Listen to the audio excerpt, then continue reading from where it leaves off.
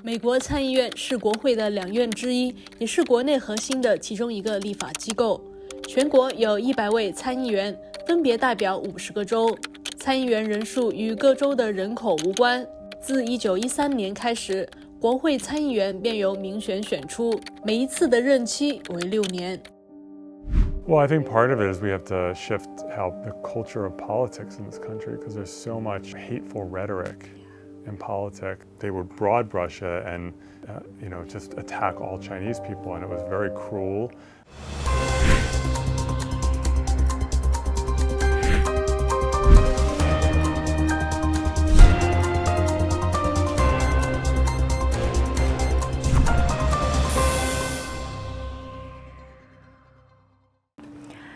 从1980年美国开始出现仇恨犯罪这个词，到2020年反亚裔仇恨犯罪被社会普遍关注，我们是否可以依靠法律来解决这个问题？大家好，欢迎收看《仇恨边缘》，我是主持人张歆艺。今天天下卫视请到加州参议员威善高，一起来聊一聊如何从立法层面停止仇恨。Hi, Senator Wiener. How are you? Hi, I'm good. How are you? Thanks for coming to our show. Of course.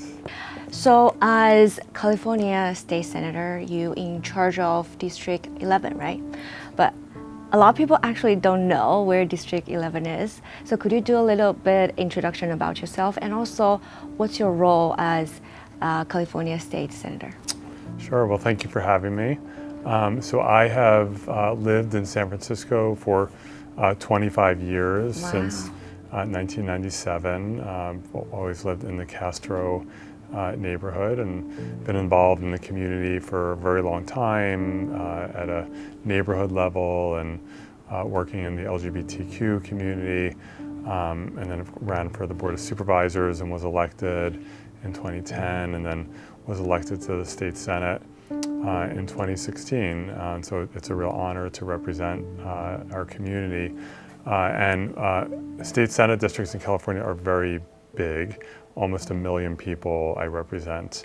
And so the district includes all of San Francisco, and then Daly City, Broadmoor, Colma, and part of South San Francisco. Wow, so you represent 1 million people, almost 1 million people. And if I remember correctly, there's a 36% Asian people. Yeah.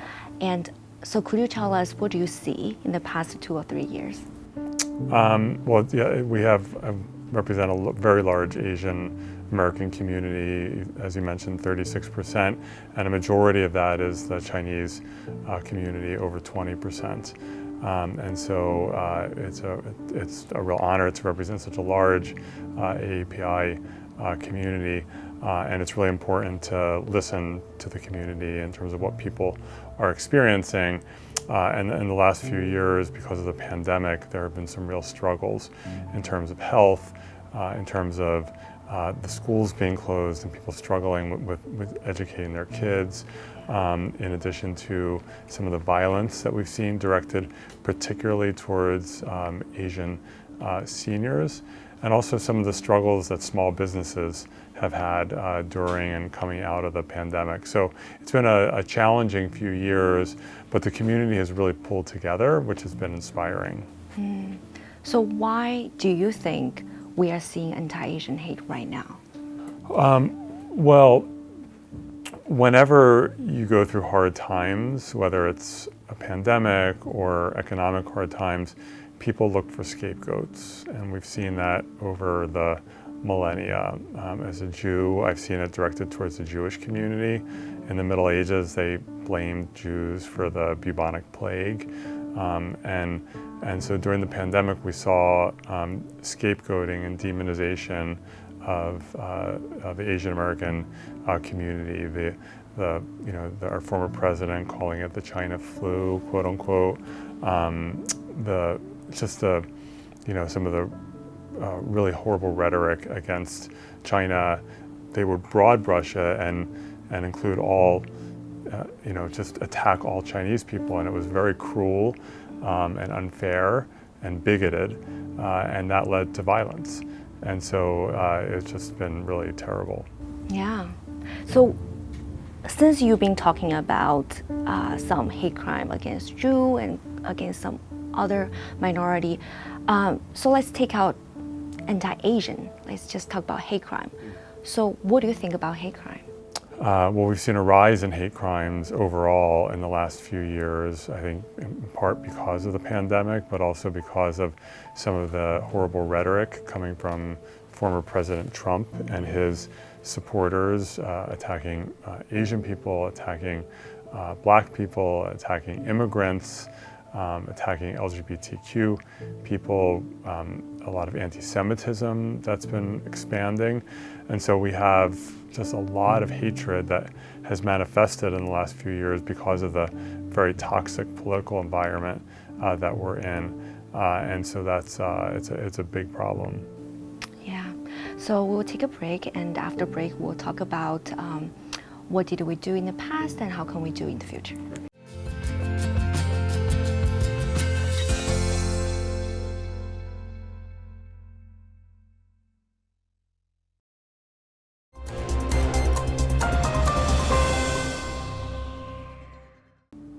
欢迎回到仇恨边缘，让我们继续来和加州参议员威善高一起来聊一聊如何从立法层面停止仇恨。Okay, so Senator, what do you see in the past 2 years the Senator have been doing to try to solve this anti-Asian hate?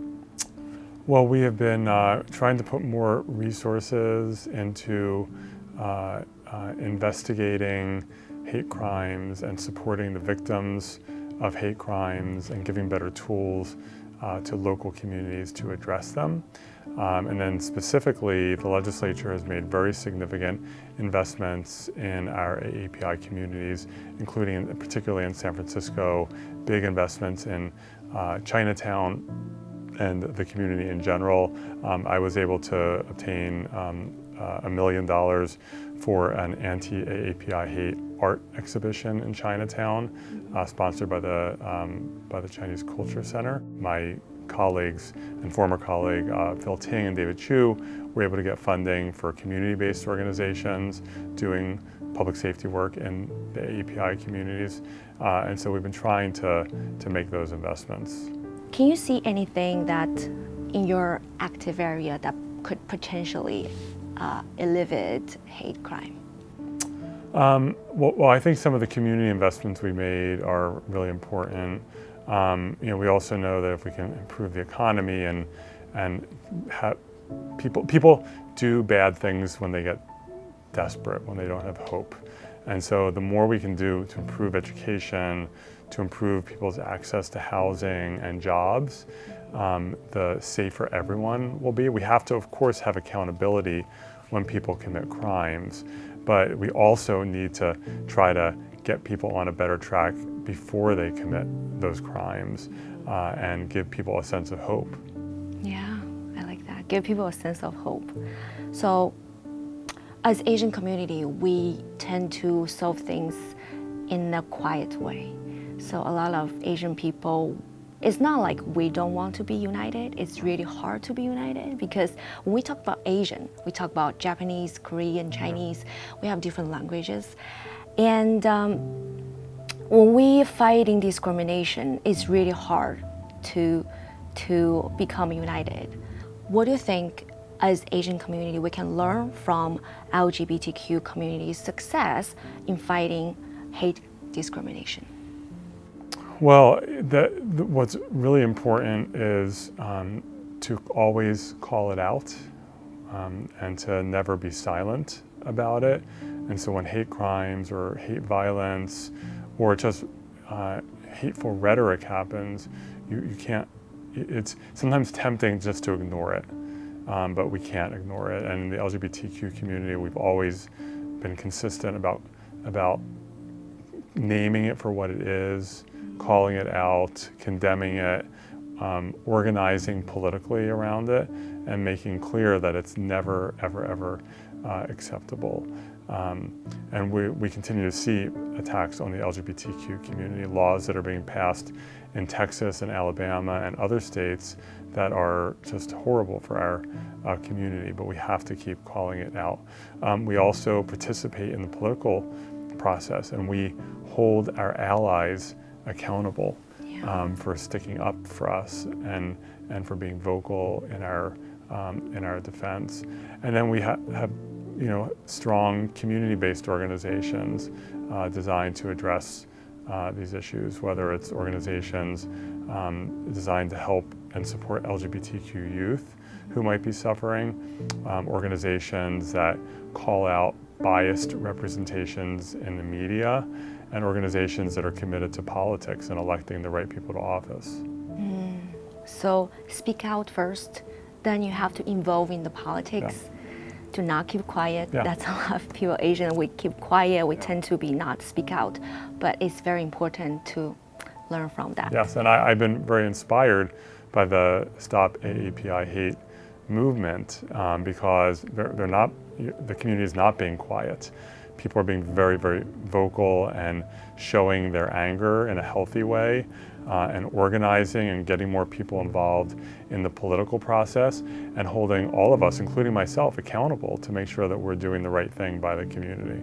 Yeah, I'm glad you mentioned that because I just had a conversation with Russell Zhang, the co-founder of Stop AAPI Hate, and we talk about hate incident and hate crime. And when hate incident happen, they cannot just count police could solve the problem. They can report on their website to talk about their story. They can have a voice. So we're gonna talk about that later, to talk about how can we make hate crime more easier to charge. Right. Okay.